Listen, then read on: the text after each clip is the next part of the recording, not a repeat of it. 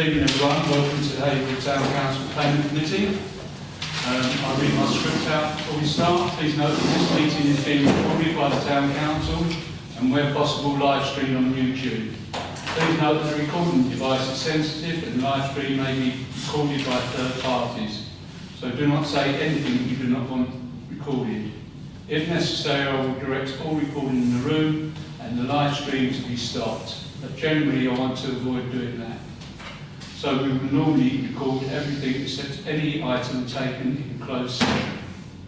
Members of the public may also make their own recordings but must follow rules for doing so, including stopping recording when requested.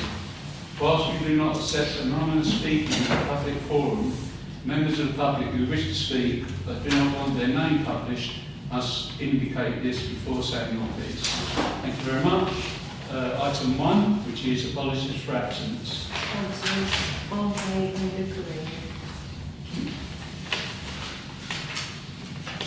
Item 2, declaration of interest. Any request for dispensation? Anyone? No? Item 3, minutes of the previous meeting.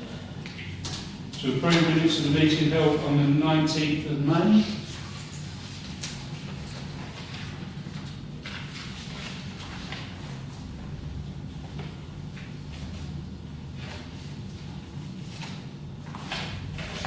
Page, please.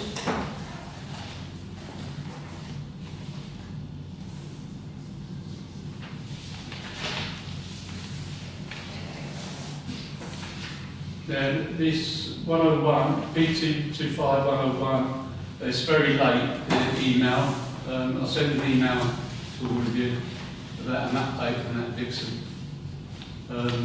There's been, it's quite a long bit, so I advise you to look at it. Was that today, you said? Today, yeah, late, very late today. Right. Councillor Burns.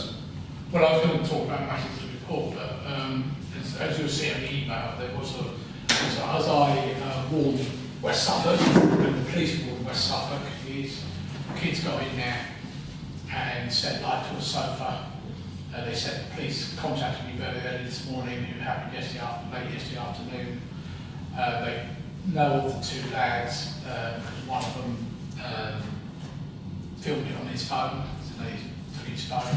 They haven't decided what to do yet. The owners, I contacted the owners, and the owners said that they had put some new boarding up last week, but in fact it was still accessible. They basically were climbing over the wall, and I said, well, they're not doing that, they're just walking through the door. Luckily the sofa, it was quickly, because it was 4 o'clock in the afternoon, it was quickly realised that if it had been late at night, I think it would have, well, it wouldn't have burnt down, but there's not much left in there to burn, but certainly the roof and everything. And they sent me some photographs of it and everything, and the owners are very keen to demolish it.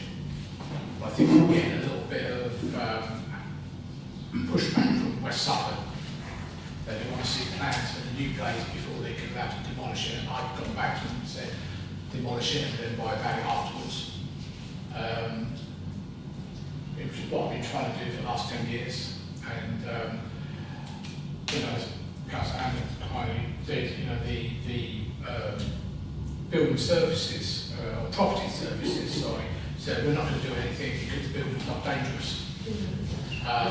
Which, yes it is, if some common reason fell through the roof, of course it's dangerous. And I also pointed out about the Fox part as well, and also Atherton and Ellis as well.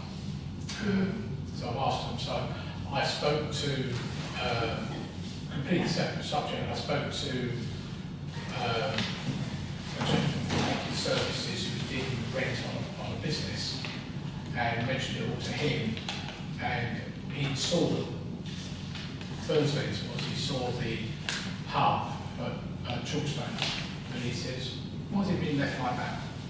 So, I think it's just a case of... It's complete isolate on completely. Well, it's been like it for over 15 years. Yeah. I mean, the van is in the middle of the berry, and I'm going to say this, there's no way that would have stayed there because the Berry Society would be up in arms about it, or in the middle of Abbeygate or something like that. We've got that, we've got the Fox Pub, and we've also got the places like Atherton and Ellis, and to a lesser extent the Corn Exchange. Yeah. Councillor Cox. I don't have to do it now, Chair, because we could come back to this in the matters that are rising at the end, so it's up to you if you'd like to sort of leave. Yeah, if it's not to do with Vixen. It's to do with this, but we can What's Vixen? well, more a while bit on what John said, so I'll leave that. Leave that. This is just about the Vixen. Yeah, just to add to that, they said they're difficult, and I've sent photos to Colin Wright, of the gaps they could get in as well. I had no idea that they put boarding up last week. I don't know where the boarding went, where they put up, but obviously it wasn't good enough because a couple of teenagers or youths or whatever it is got in and set fire. So that was a big problem. As I said to them, it's a complete eyesore and it's awful place. And it should be, you know, by rights it should be pulled down. But they're saying that they haven't got the. They reckon, the owners reckon that it costs too much, is what they're saying to the planners. The place they bought it was too much money for them, apparently. They paid out too much money and they're having trouble getting someone to knock it down. In other words, getting the finance to knock it down. And that's what they're saying if you look in your, you know, the up-to-date one. They're amateurs in buying place. This is what this is on that update. Yeah. And you know they're sort of finding it hard to get planning and things like that. By the way, the update sort of updating that. Councillor Martin, next councillor. Have the owners submitted another planning application? Yes. Did I read that? Yes. And they haven't requested any extra parking. Is that what I'm reading also? I mean, it's an absolute eyesore. It's a total and utter disgrace. And I don't care how much they pay for it. That's their loss. Mm. Then what they were getting when they bought it. It should have been demolished a long time ago. It's an absolute disgrace. When you drive by, your eyes automatically look at that and think, this is awful. Mm. And people living around have to look at that. And as well as that, if some young teenager, whoever, gets in onto that roof and falls and damages themselves, breaks a leg, gets a head injury, somebody's going to be responsible for that. And in my mind, it has to be the owners. They are negligent in making and keeping that safe or demolishing it completely. And it should have been done a long time ago. Yeah, I entirely agree. In the statement I put into the East Anglian Daily Times about that as well, all them sort of things you said, you know, it's been a nice thought. Councillor Burns has been doing it way before me, before I got involved. And, you know, So what is it going to take for the That's owners what to I mean. take responsibility? Yeah, Or West Suffolk to go in and demolish it? and it's been different owners as well, which helps, I suppose. Councillor Brown. Yeah, I agree with what everyone else has said, but it just seems to be on a merry-go-round of where someone buys it, then they realise they're not, you know, it's a very difficult site to bring forward, they're not going to make any money, it just sits there, and then they put it up for auction again, and then the same cycle again goes around that. I think it's a third or fourth, is it, John? Yeah. Because it is such a difficult site and it is in such a strategic location. I mean, it's the epicentre of the whole estate was designed around, you know, that square. I do really think that West Suffolk should, you know, look towards, you know, purchase it in some way, or, you know, they've got to bring that forward. They can't just keep letting it go, because if these people don't bring it forward, it's just going to, you know, as I said before, end up going back to an auction or something like that, and then someone else is going to realise, oh, what we bought, and it just, you know, when this has happened 3 or 4 times, you know, something drastic needs to be done. I think West Suffolk should, you know, bite the bullet and, yeah, really. Should we make a note of that? Should we send a letter to the planning officer? Well, I'm happy to propose that we do that, yeah.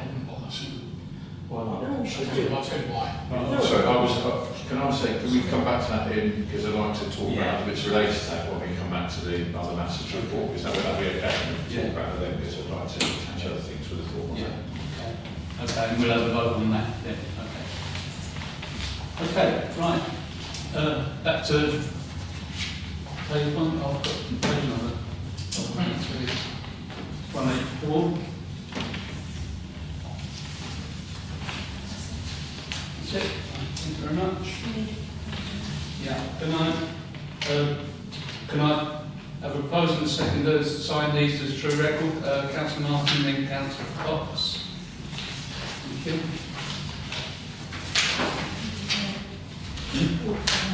Oh yeah.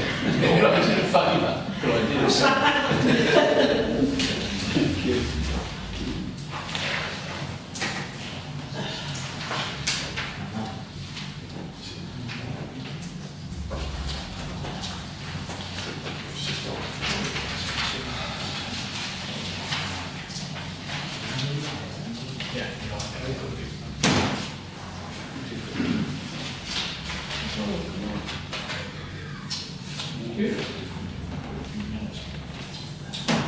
Right, I don't think there's any matters arising, is that the only one? No matters arising, anything else on there now?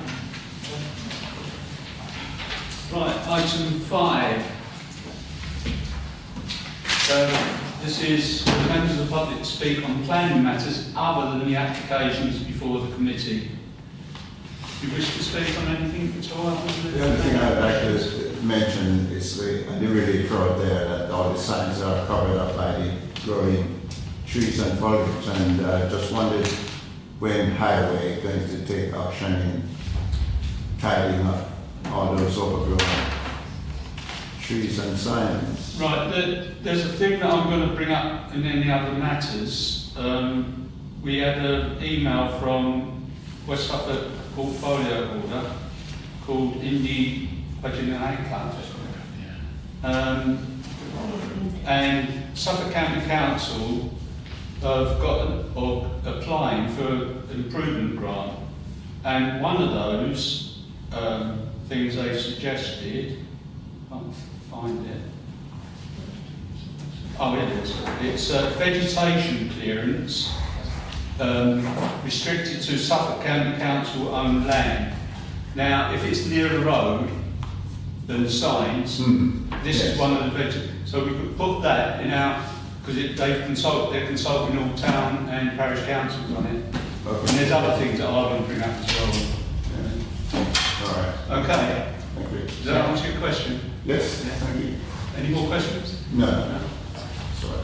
Councillor Smith? Wasn't that just to do around the bus stops? No, it's a number of things. It says new curbing installations, enhanced signage system, including solar panel, Yeah, that's around bus stops, isn't it? real-time information displays. We've done, well, I suppose it is, yeah. It's the funding is to do with bus stops. Oh, I thought it says vegetation clearance around the signs. I remember I'm wrong in it. Around bus stops. Right, so it's just bus stops, is it? I thought it was, but I'll make it. Right. Right, that's a separate thing then. We've got to ask for vegetation to be cleared on the sign, because I know that they stopped it. Oh, I see. Right. I know they stopped it because of finance. Hmm. And I thought this included that, because of the extra finance they're getting from the government. But it looks like it's not, it's just for bus stops. Oh, yeah. Wow. Sorry about that. That's all right there. Councillor Burns. They haven't stopped it because they have a legal requirement to cut back on statutory road signs. I literally this last weekend submitted about 20, I sent them that email at the end because they wanted me to do it on individual things. All the statutory signs on the bypass and elsewhere that you can't see, including where it changes from 30 to 60 and 60 back to 30. They have a legal requirement to do that, and they've abandoned that.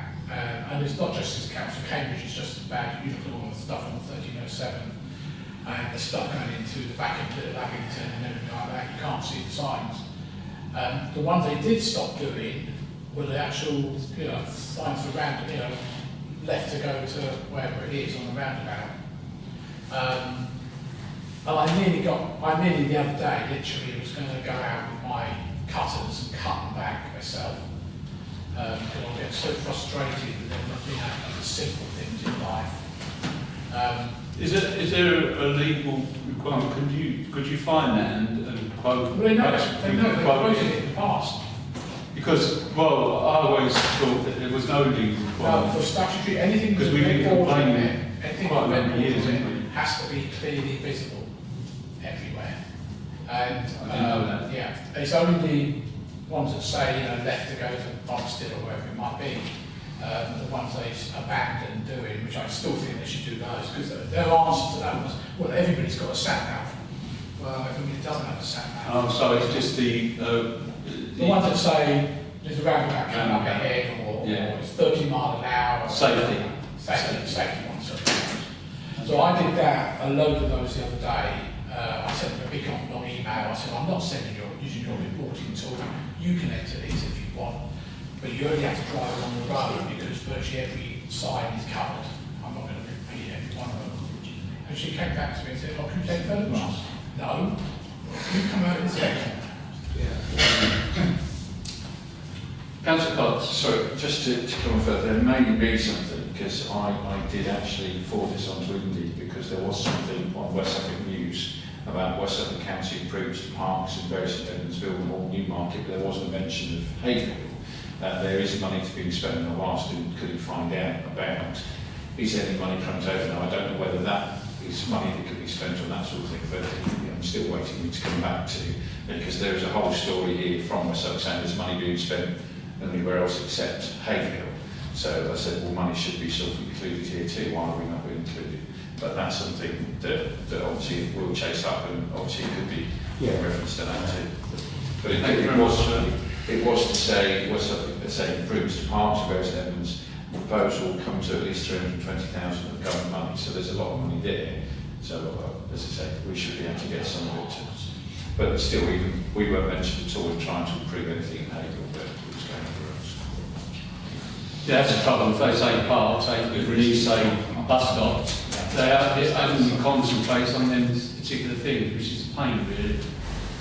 Councillor Brown. Yeah, so last week I was at the grounds maintenance review, so West Suffolk, I put an email out to everyone, a little thing from John, hardly anything from anyone else. They seem to be on top of everything that their obligations. The grass is being cut every week. And generally the feedback across West Suffolk is that they haven't had hardly any complaints from residents, etc., about overgrown.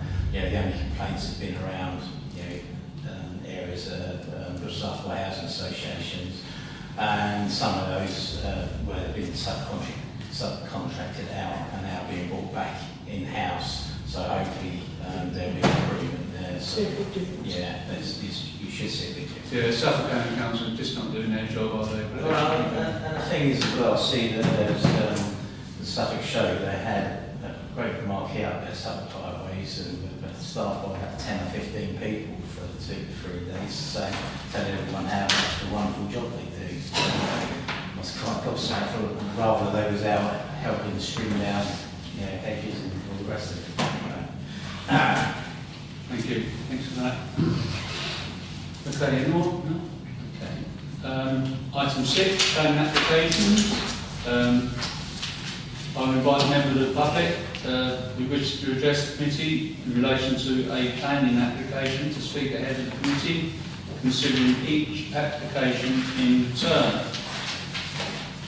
Application 1, which is single-storey front extension, which is DC 250790HH, and this is 35 Downs Crescent. Mr. Jackson.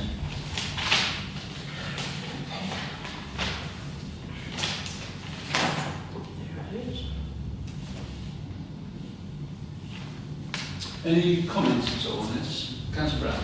To me, it looks like a very good addition to the house and to the area. I've got personally problems at all with that. I'll propose neutral. Thank you very much. Got sort of council Cox first. Second that. All those in favour, please show. Okay, thank you. Item 2, or application 2, I'm sorry, DC 250743 HPA, single-storey rear extension which extends beyond the rear wall of the original house by 4 metres, with a maximum height of 2.9 metres and a height of 2.9 metres to the eaves. This is 12 Woodcock Close, and Mr. and Mrs. Seymour.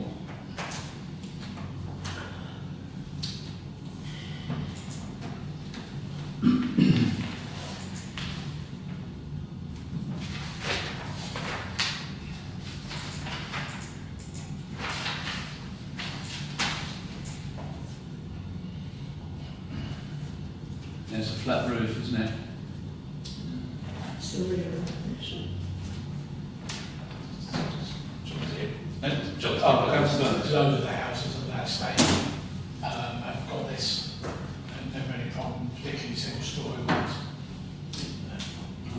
Councillor Brown? Yeah, I also George have done a very thorough job of the application. None of the residents surrounding there have got any issues or problems with it. Again, I'd like to propose neutral. Councillor Cox again, second it. Okay. All those in favour, please show. Application 3, DC 250830 HH. Small A, single-storey rear extension. Small B, conversion of garage to create habitable space. This is 105 Shetland Road. This is a 2-bedroom bungalow being converted to a 3-bedroom bungalow, and my comment is there's only 2 parking spaces. Councillor Smith. I think it's currently a 3-bedroom bungalow. They've just converted one of the bedrooms to a study, which I'm always suspicious about. Then on the original maps, where it says study area, that's actually marked as a bedroom. Something else. Can you go back to the original? John, how do I get both up at the same time from your thing? Both plans. Both plans at the same time. Do I have to keep flicking You back? can only literally resize them. That's okay.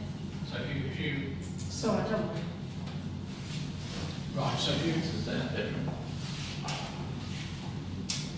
Yeah, it's not very good. I can't see. no, I know the architect is, I can tell just from the wording. No, it's probably, you know. So there's only 2 bedrooms. Yeah, I think they're making an extra bedroom. They just renamed one of the bedrooms to a study.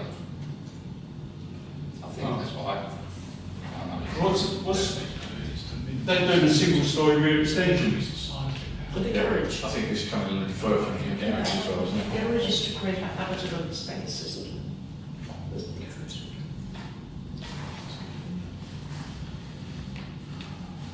Well, what's the rear extension for then? I think it's going to be, if I remember right, I was looking at a continuation of the garage, I think, it's said to make that bigger. No, don't worry. I'll flip it. No, I mean, it's, if you, So that's the original. Yeah, that's the original.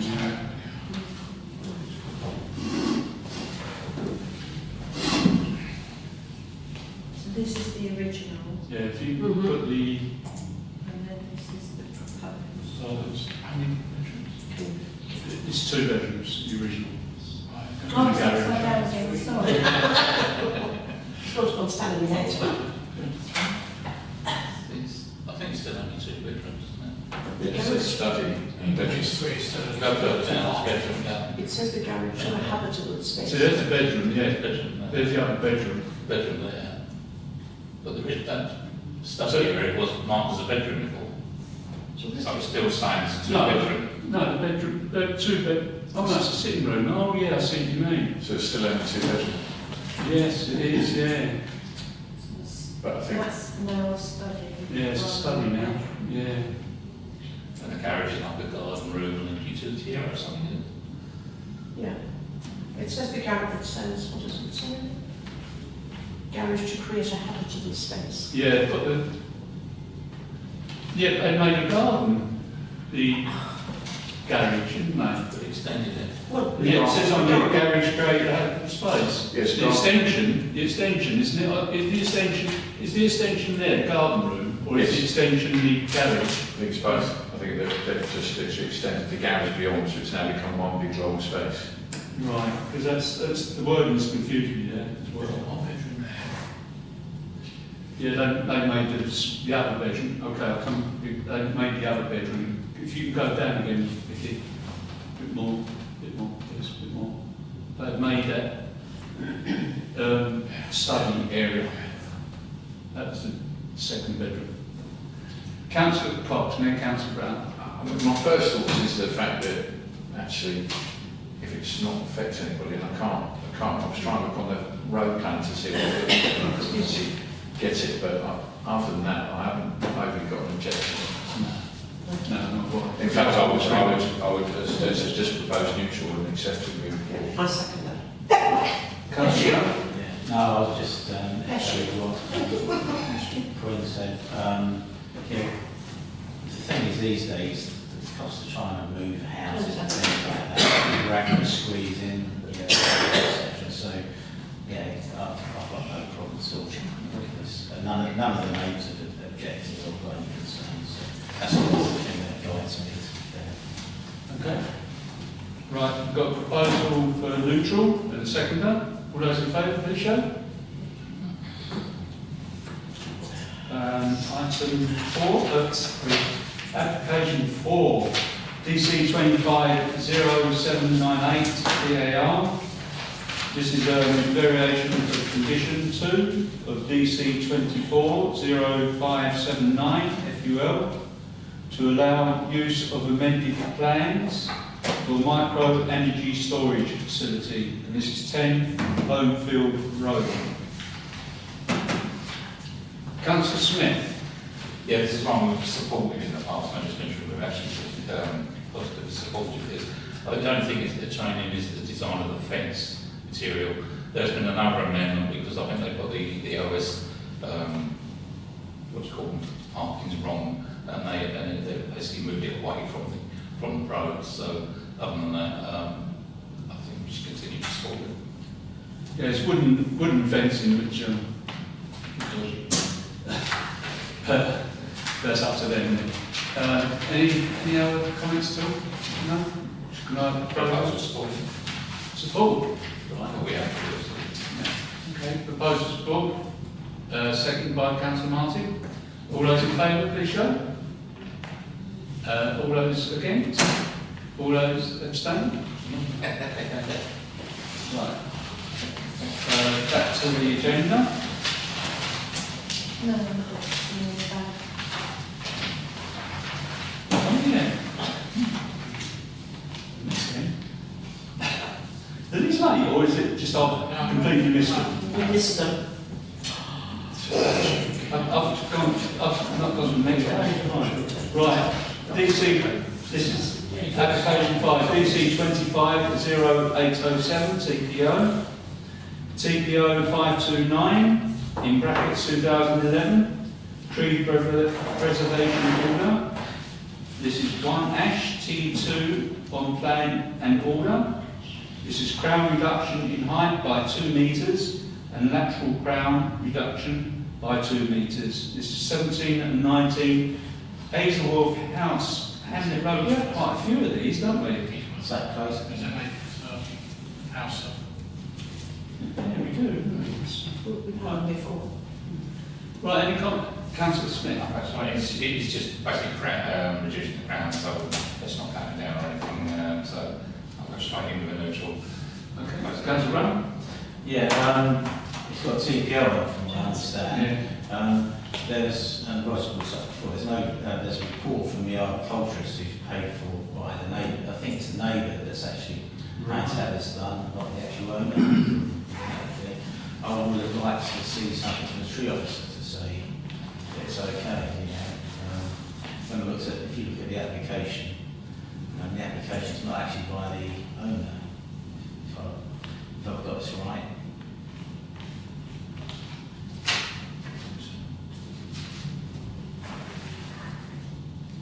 it's with tree services.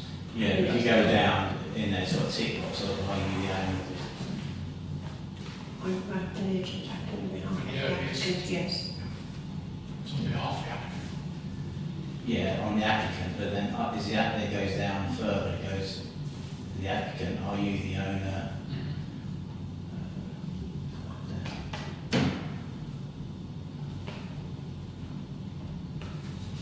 It is, it's so fast. I can't read that from here anyway.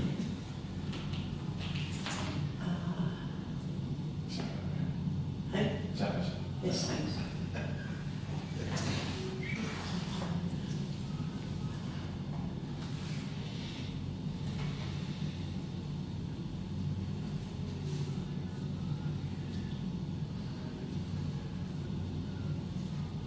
Keep going, Vicky. We try and find the owner.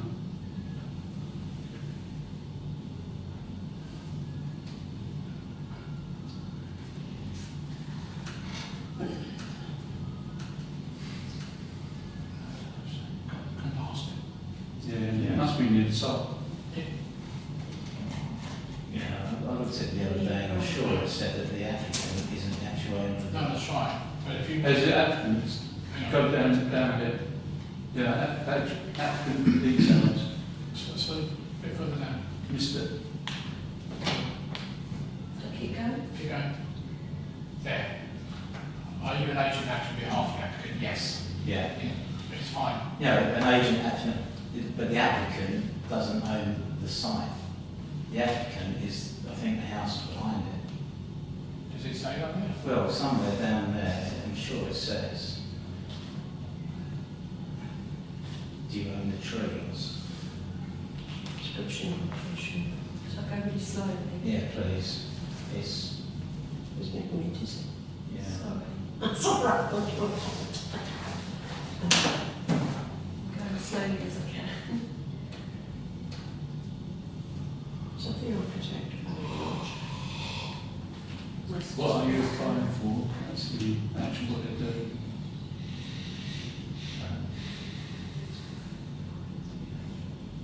Keep going. Keep going.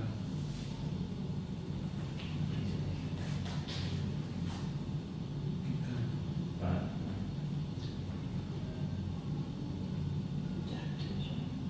Keep going.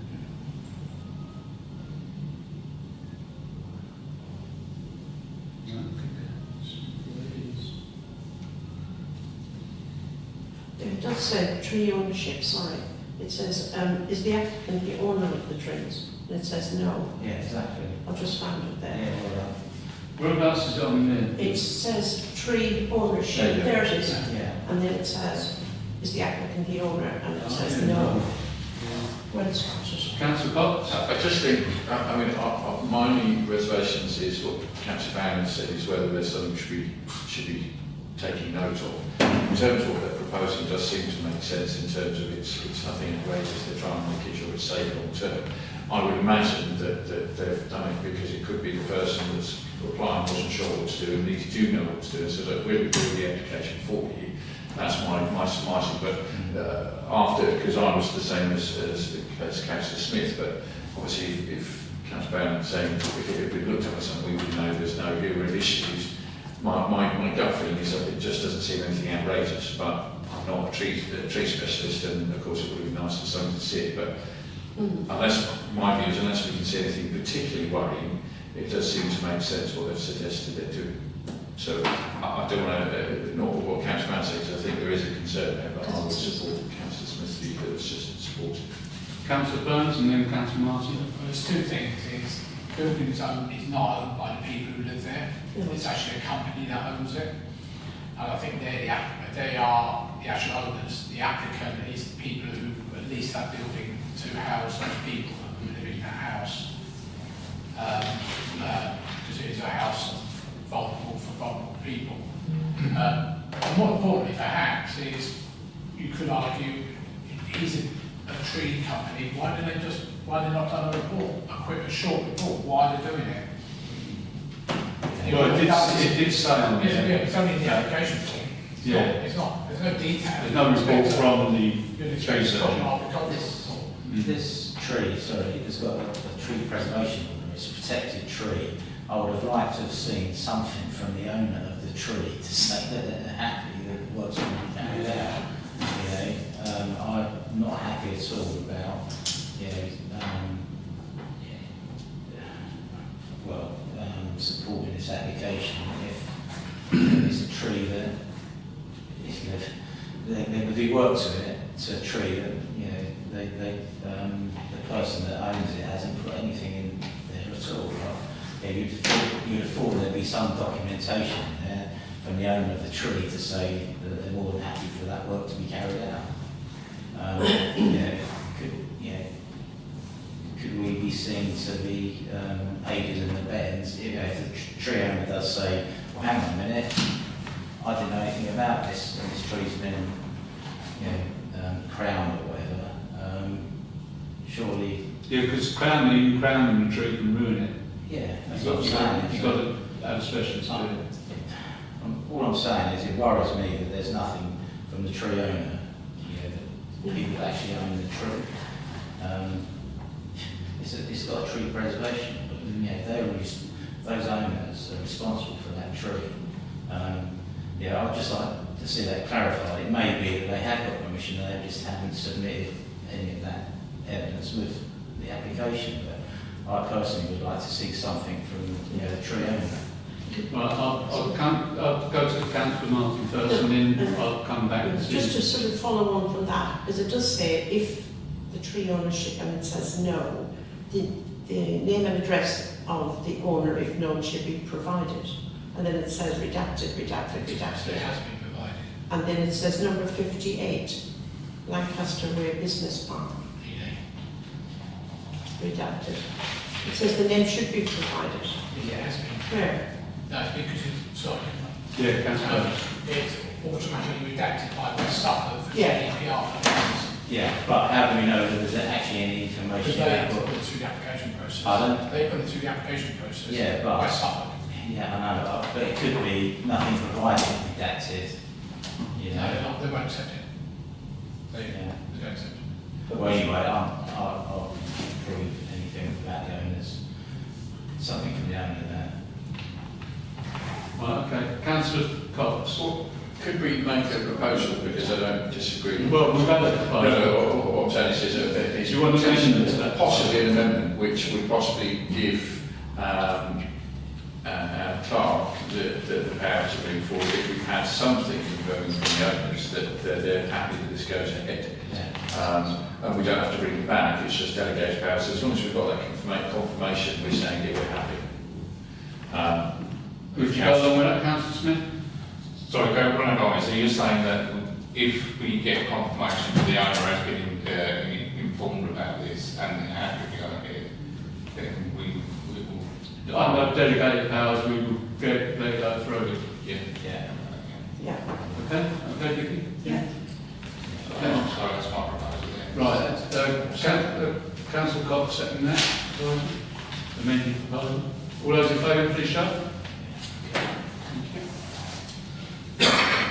Application 6, DC 25, 0825 FUL, detached annex at rear of garden, and this is 28 Mount Road.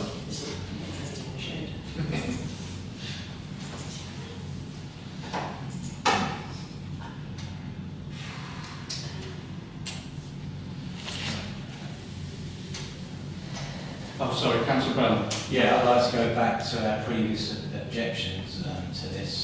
Nothing's changed other than that when they actually looked at doing this, the tree roots, there was trees in the way. So nothing's changed as far as I'm concerned. You know, we did, if I remember correctly, we did object to this before. And nothing's changed. Yeah. I'd like to second that and support what Councillor Brown has said.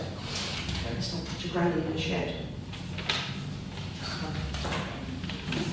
Thought, yeah. Right. Any other comments at all? No? Councillor Brown. There are a couple of things. One is, it says we've got one car parking space. Well, as far as I'm aware, there are no car parking spaces. residence parking. Because it's resident permit parking, so it's not actually, it's not a right, you have to pay for it. Do. And if you do pay for it, you get 2 parking permits anyway. Still doesn't guarantee your place. No, that's right. Somewhere in here, and I'm trying to find it. It spoke about, it's for, used to house, will be used for house accommodation of old parents and neighbour owner to provide support to parents at old age. I think previously, if I remember rightly, there was some questions about who actually lives in there. Yes. We mentioned that. Yeah, we did. Right, okay. Yeah. Right, we propose that, Councillor Brown, and seconded by Councillor Martin. All those in favour? Stay as we are. The last one. Thank you.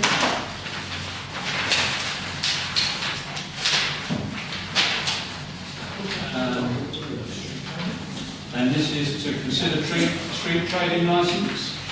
Have we got any street trading licence application? No? Okay. Item 8, matters report to enable members to exchange any urgent planning matters. Councillor Cox. Just coming back to what we started talking about, which was the Vixen, and it was mentioned a few other properties that there are concerns about, and I was wondering where it was mentioned that we'd rather that maybe we should include any other properties we can think of that are of concern where it's potentially dangerous. I don't know from there, because this is still learning, is whether there's any powers to look at having to pull buildings down where the owners aren't safe and charge them for that, or there is somebody that says, look, you have got 6 months to sort it, beyond that it will be pulled down at your expense. Because if they're being asked, and I think as Councillor Brown has been deliberately said, it's been a merry-go-round, if we're doing outreach, we've got to hold somebody to be responsible for it, and I think the fact is writing to them to say there are those properties that need to be looked at, can you support us in trying to hold people to account, and beyond that, look at what other powers we've got to move it forward. Because if we're here again in a year's time, talking about it's dangerous, and let's say somebody does get hurt, I mean myself and Councillor Martin worked at Castle Hill that did get burnt down. Now we're talking in quite a public area that's the centre of that area of the community. If that did go set fire, what damage could it cause to the whole environment? And I think the fact is we shouldn't be taking any risks. Certainly with that one, the others aren't quite as in a sort of prosperous or central position, but I think it's a wider problem. We should be looking at asking, I think it was building services, to look at this and then go further, say, can they clarify how we can hold people to account, but does it get knocked down? Do we then enforce it on us, particularly with West Suffolk? I don't know, but others may know on the panel that there is something forward, but I do feel it does seem to be going on. I mean, I stood with Councillor Burns, we were talking about things, and that was, 2 years ago, and that's when I became councillor, and it's not moved forward in just 2 years. And how long has it been vacant before since I've lived here? I think Over 15 years. 15. So for me, I think it's a problem that needs to be not forgotten anymore. We, as a town council, I think we need to sort of start forcing the issue a bit if we can. Councillor Brown? Yeah, I totally agree with Quinn. It's been an ongoing saga, and sometimes, because it's been ongoing for so long, you sometimes forget about it again. But yeah, certainly the Vixen, the Fox, and the old Atherton site. Poor people down, for instance, Hamlet Road, looking at over there about eyesore, that for years and years and years. Same as obviously as we're talking around Strasbourg Square. And obviously the Fox gateway to the town. First thing people coming from Bury St Edmunds see is that horrendous eyesore. The thing that really gets to me is that the people that own these buildings, they're not sitting there looking at them. They're not even living in the same town, and they don't care. They just do not care. All they care about is the bottom line on their balance sheet. And it's a shame to say that. I don't think West Suffolk really care either, to be fair. The amount of times that we've brought this up, time and time again. We've had the leader of the council who brought it up. Just the previous leader of the council, we brought it up. Planning.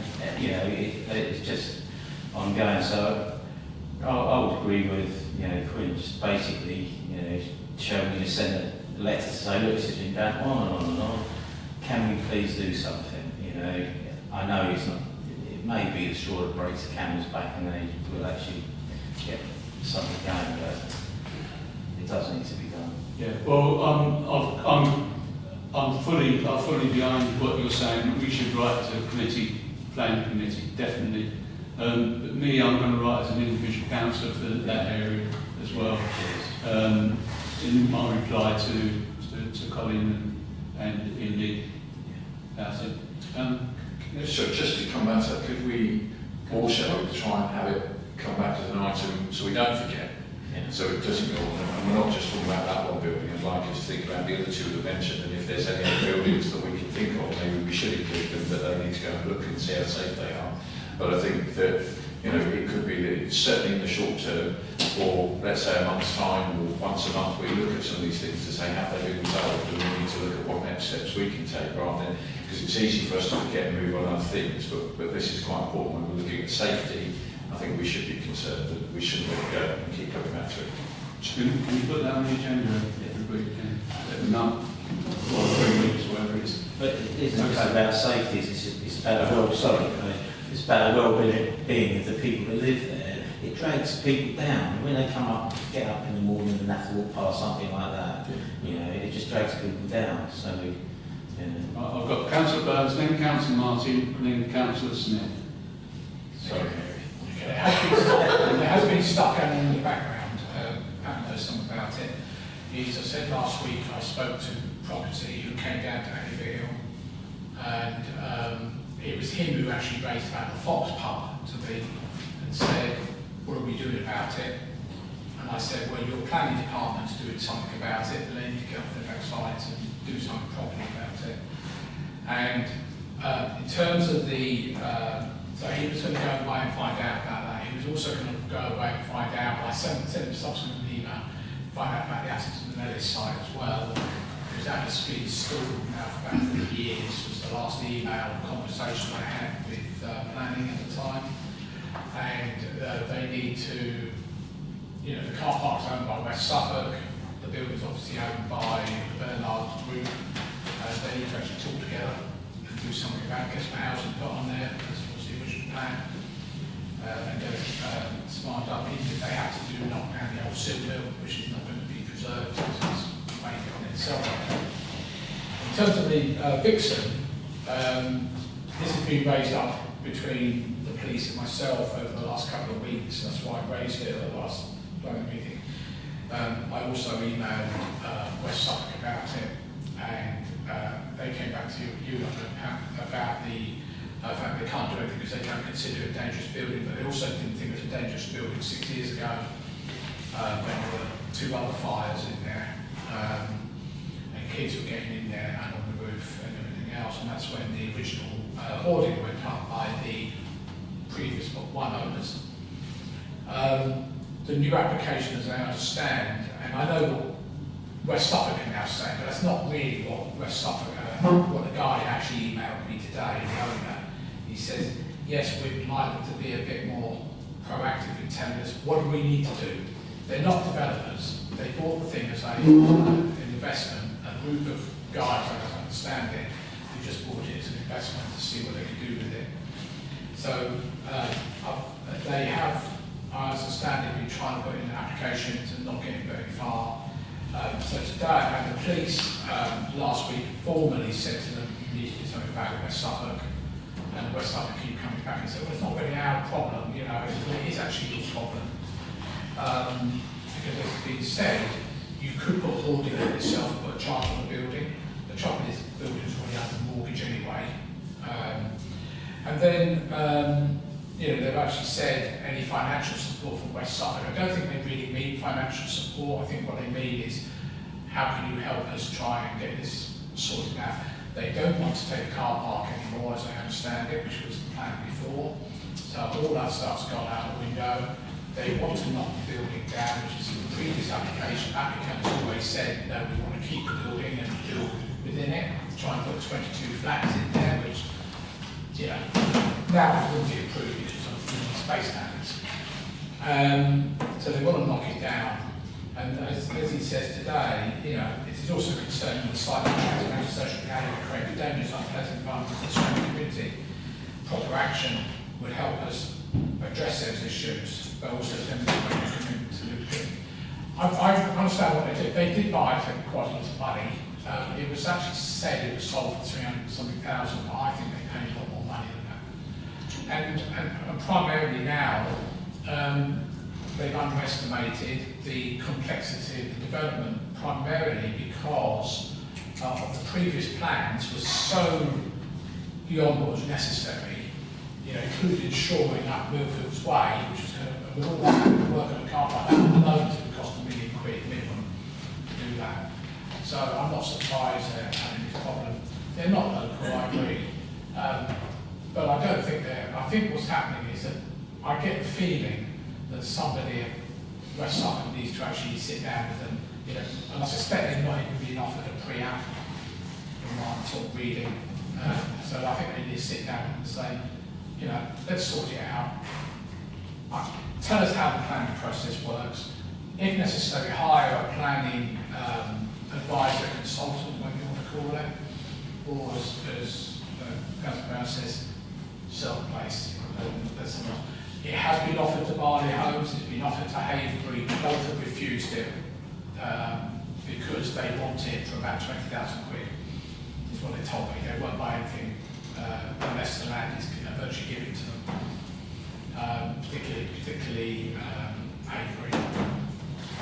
It has to be viable, of course. So I don't know what's going to happen there. Yeah, before I come to Councillor Martin, yeah, there's Penny Mills is in with this email, and Amy Ewell. Amy Ewell said she's the planning officer in Hartford. Right. So I'll reply to all them for that's the Richard Driscoll as well. There's others as well. Well, Colin Light is the main. Colin is the property manager, but it's actually a planning issue.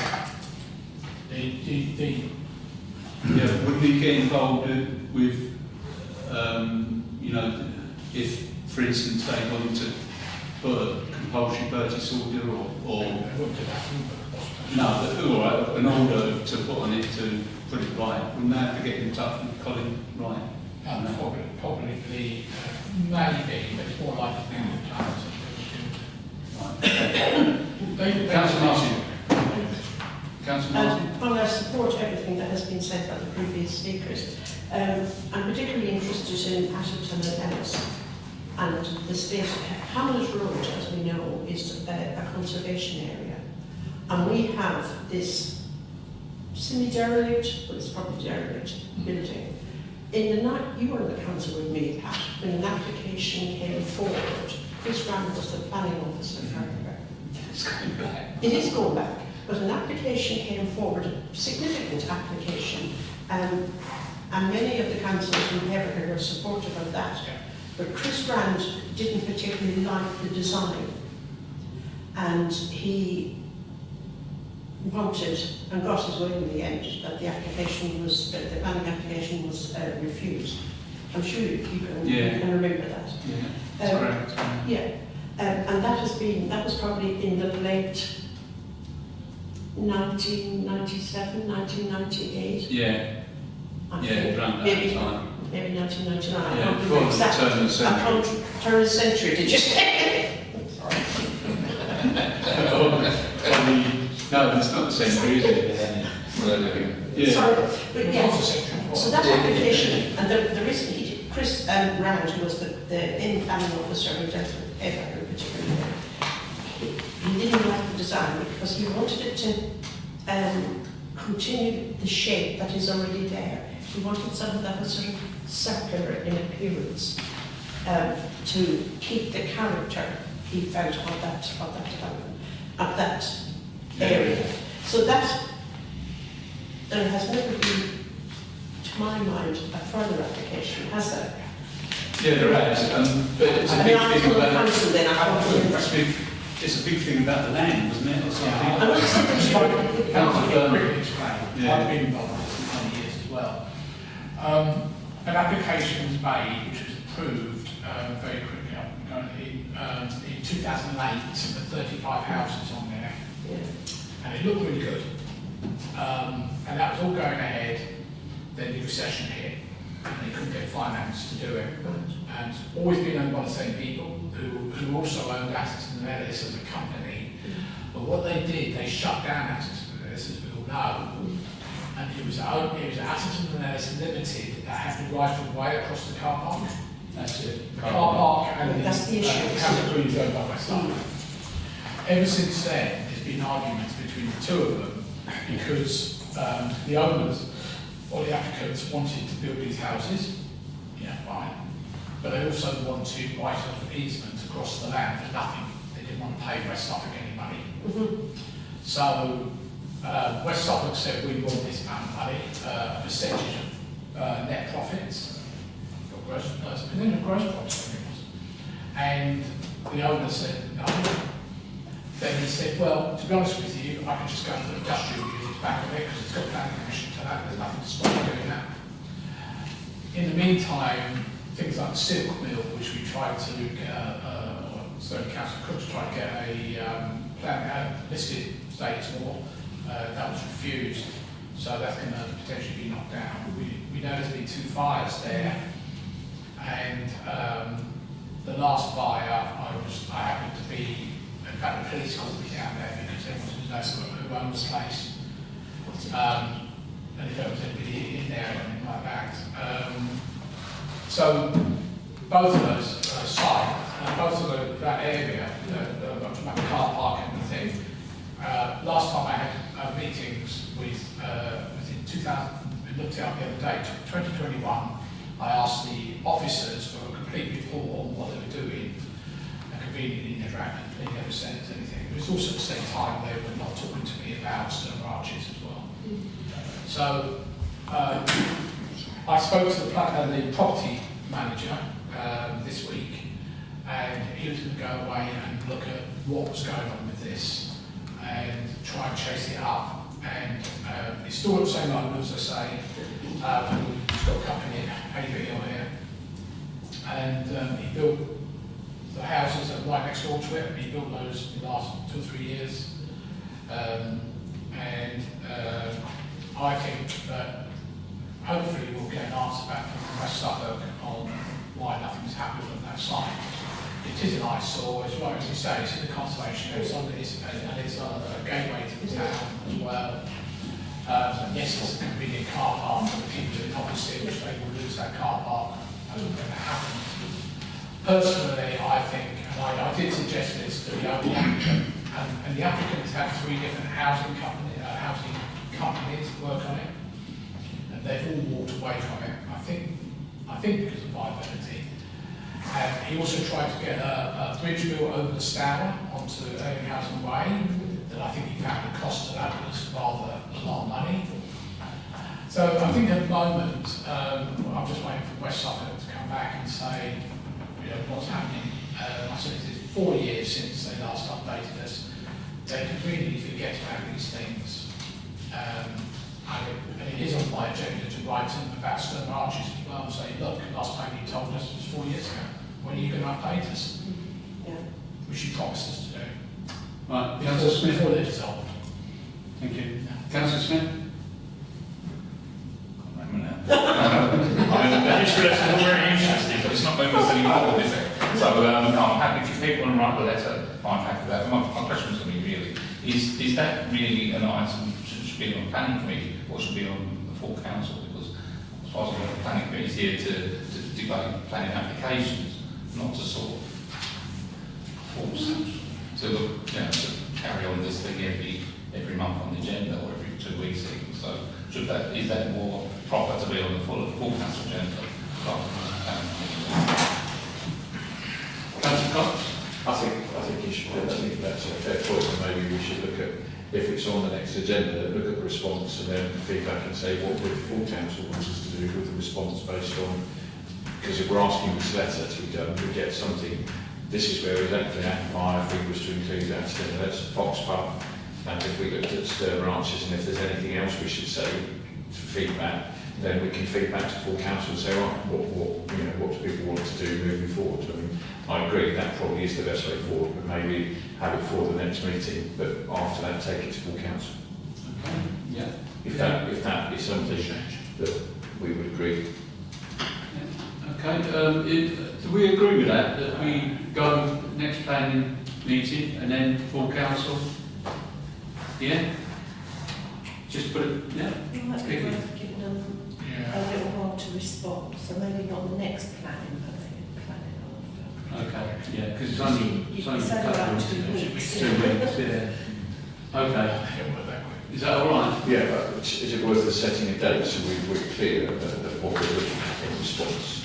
And then at least we know after that we're wanting to put it on the... Well, we have to wait for a response, haven't we? Yeah, but if we give them a fair amount of time to say what we respond to, sorry, Chair, can I just ask? Yeah, sorry, 30th 30th of June. So we've got one before the 30th as well. 16. 16. Right, 30th of June, is that all right? Yeah. So 30th of June, sorry, that's full council. Nonsense. Hold on to that I've got date. 16 planning. On the July the 1st, just after full council. Oh yeah, July the 1st. Right, that's July the 1st. Anybody else wants to talk on this, Councillor Brown? Yeah, as I say, is the planning committee are the people that we're trying to deal with planning issues.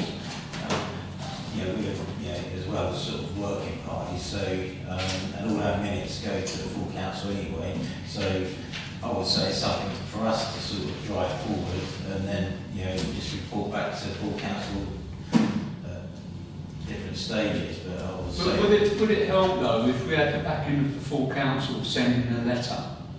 It would, sorry. Oh, Wouldn't just go from planning, it comes from it. Yeah, council and oh right. any of the letters that come from the committee, it comes from the council. Town council, right. Yeah. Right, okay. Yeah. Right. So what do you think on that point?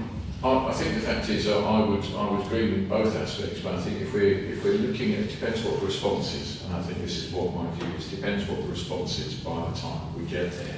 Is it maybe worth having other people that are then district councillors knock on other doors, or even council masons and county councillors, to see what doors we can knock on to try and move it forward? It still comes back to us, but I think the fact is we've then fed it to say that we are hitting a problem. I think it would, for me, it would be about us assessing it at the next meeting and the response we've had. Not the next meeting, but once we feel we've given sufficient time for response. I don't think any of them areas cover Councillor Mason. I think you're right. It's county council. I don't think it does. It's Councillor Roach for Suffolk County Council, isn't it? All them areas. No, he's talking about Suffolk County Council. Yeah, but he's going to do it. It's all West Suffolk. Yeah. So, right, just Yeah, Councillor when Roach. writing, I would certainly write June Thorndike. He's on planning now, isn't he? I would certainly go to him and also to Penny Mills as head of that. And just ask him for an update. I have asked them several times for updates on all these things. And what happens is they get passed on to the relevant officer and the officer doesn't respond. Yeah, that's the trouble, isn't it? They get passed down. Councillor Smith. I will no doubt be speaking to them on Wednesday, so I can sort of have a word in there. Yeah, but if in lieu of a sort of official letter, but I would tell them to expect something. Sort of, forewarned is forearmed, I think, because then they might be able to get more of a response if they know what they're expecting. To be fair, they're fully aware, the leadership of West Suffolk, about all these issues. Yeah. When Cliff and the leadership team came over to Haverhill, it was one of the things that was brought up at the time to say was an eyesore in the town, needs to be something that we could do, and still nothing's been done, unfortunately. Yeah, but And that's as you say, people here have been dealing with this for years. Well, why hasn't it been sorted out? Because there hasn't been the real will to do it. If there's a will to do something, it can be done. Well, yeah, I agree. Councillor Cox. So just to sum up, so are we happy that we're including Attenais, the Foxborough, the Vixen? But no, what I'm saying is are we trying to make sure we're clear what we're writing about, or are we just going to leave it to Colin Vicky to add all the areas we're concerned about? I just think if we give a very clear guidance of the areas we're talking about, so what I'm saying is we've added those, are there any others? That's what I'm saying. There's three vacant. Well, if I actually look at that, it's Fox, the Vixen, the Corn Exchange, Oh, good, yeah. Stirling Arches. Attenais. Yeah, but he said that. Did you say that? Yeah, Attenais, the Fox, Vixen, the Corn Exchange, Stirling Arches. There's another one. Vixen? Sorry? Did you say Vixen? Yes. You definitely said the Fox. Atherton and Ellis, the Fox, Vixen, Corn Exchange, Stirling Arches, That's it. minimum. Right. Okay, that's 5, isn't it? Right. That's good. Can I have the proposals? Yeah. Can I have a proposal? Yeah. Councillor Cox. Can I have a seconder? Councillor Brown. All those in favour of the show? Right. I've got an email come through. I expect you've seen it. Vicky sent through. It's about Boyden Place Residents Association. They've set up a residents association. The chair is Sam Molyneux Summers. No, I'm just. And they've set up the steering group and that held an election, and that's what they come up with. The chair, vice chair, treasurer, and all that. And there's all the names that are on it. Is that one? They've got a constitution. Nice to see. It was, It's can I speak, sorry? Yeah. It's following on from the meeting that we held up at Boyd Yeah. Place, and a constitution's been sent to them, a draft constitution that the steering group produced. They may wish to consider this before adoption. Yeah, it says, I think of a draft constitution that the steering group produced, and they may wish to consider this for formal adoption. And it says, good luck to all. This was written by a chap called Vic Millard, who's not on the committee. Yep, Councillor Burns. Yeah, Colin and I were discussing because my daughter-in-law was involved in, she's chair of the Gilding Park Residents Association down in Haverhill. She's got about 1,300 units on it, I think, all complete now. And it was very difficult with our constitution to actually do anything, one, the council, and two, the developers. Neither of them wanted to talk to unless they're. And certainly, I don't think it's the case now because they've had elections, but their previous MP, Robert Halfon, was extremely proactive in working with them. In fact, as a thing, but I don't think that's the case now with the new person, whoever that is. Sadness. Chris Binns. Chris Binns. I don't know. I don't know who it is. Chris something? Yeah, I agree. Whoever it is. So I'm strongly recommend they adopt that as soon as possible. Sorry. Yeah, and I've got one more thing, and this is to do with the what Indy has put about this funding. What we do any of the committee? Because personally, I think this enhanced signage system, including solar panel, real-time information displays, we should have had them in Haverhill.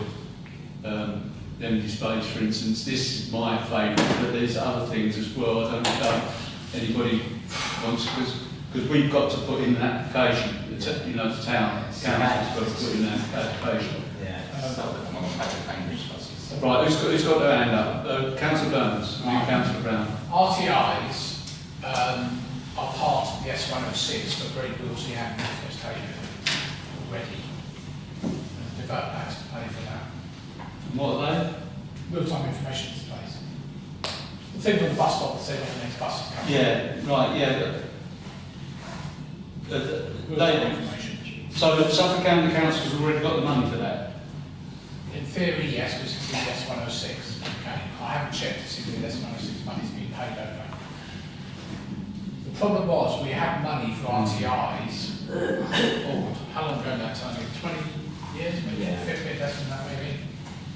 And there were two problems. One was because all our buses come from Cambridge, it's not compatible with the Suffolk system. And secondly, Suffolk County Council nicked all the money and paid for their park and ride in Ipswich with it. So we lost out on it. You sure they haven't nicked the money for the 106? No, That's been no, sent no, back. no, listen, I'm talking about 15 years ago now. So they took it, I know that because I was on the Yeah, script. but where's this 106 come from? Where's it come from? That's from Greg Wills in North West Neighbours. Right. I don't know whether it's been paid over yet, but it's actually in there. It talks about RTIs. But there's nothing that stops us putting in an application. You can do, but then you have to look at are RTIs relevant these days when people, most stuff are done on apps. Those people use apps. And that's why there's no bus timetables on buses on bus stops. Although I don't feel it's something to wait for the apps. They've got sent out. Well, yeah, that's right, that's true. I think if there's money to be had for anything like that, I think they ought to go and do things like cleaning the bus stops in the bus station and actually fixing them and that sort of stuff. That's one, isn't it? It says footpath improvements and accessible enhancements. Is that footpaths to the shelters? That's basically so you're not having to walk across the mud. Yeah, we've put a couple forward already. Colin's looking at a couple. I put one forward, and I think There's one up halfway near the rest of the store. Pardon? Or do choose on. Yeah, yeah, because we have got bus stops where in the winter Things months, like food. yeah, and you've got to walk across 10 yards of wet, soaky grass. So, yeah. Councillor Cox? Just is there a deadline or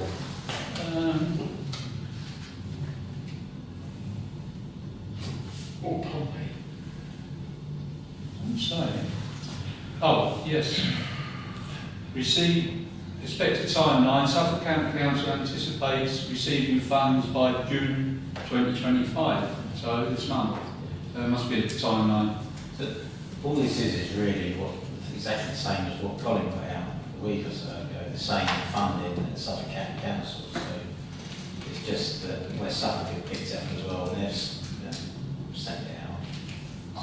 I think Colin sent it out because West Suffolk sent it to him. Yeah, exactly. Yeah, so we got it to district councils, Colin's forwarded on to the town council. Yes, so we're saying it's covered? So there's things like new curtains, enhanced signage system, which is that solar panel, real-time information, bus shelter construction and upgrade, so anyone wants a bus shelter at all, anywhere? I think it's only a pot of £500,000 the whole of Suffolk, isn't it? Yeah, half a million, yeah. 400,000 Ipswich. Yeah. Footpath, as I just said, and vegetation clearance. That's all there is. Right, nothing else, no? Right, okay. Date of next meeting, which is item 9, 16th of June. Thank you everyone. And closure is